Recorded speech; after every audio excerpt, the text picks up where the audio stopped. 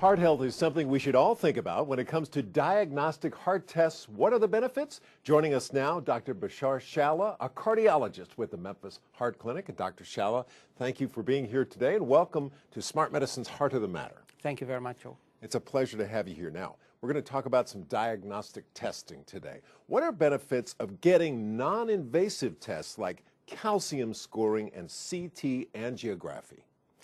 The non-invasive modalities of diagnosis allows physicians to serve their patients, diagnosing them, screening them, and plan therapy without invading the body, without doing surgeries, and will tell us a lot about the patient's status of disease without actually exposing the patient to complications or risks.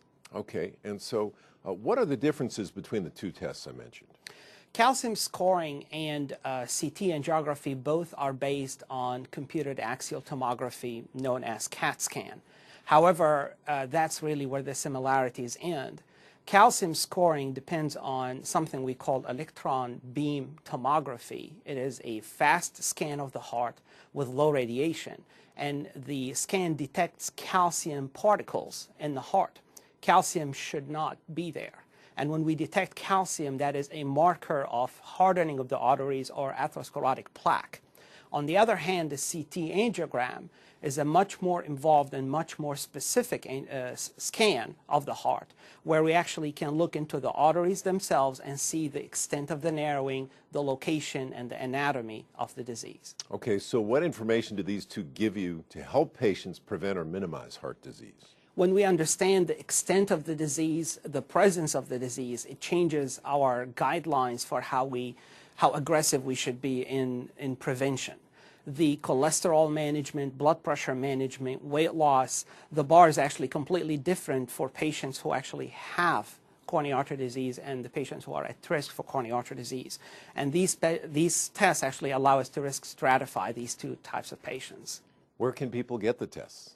The tests are actually widely available. One of the institutions that have that is actually Baptist Memphis. Memphis Heart Clinic actually also has that as well. And I'm sure multiple hospitals and practices in town would have that. Well, in our new super modern diagnostic age, what do you think is the future of diagnosing heart disease? Joe, this is a really exciting time to be in cardiology and in medicine in general. There's a lot of new modalities that are coming into play. The new trend that physicians found very helpful in diagnosis is hybrid or combining different tests, such as CAT scan and positron emitting tomography, which we call PET scanning. And that would allow anatomy and physiology information to be put together in one test. And that is really very exciting and very helpful.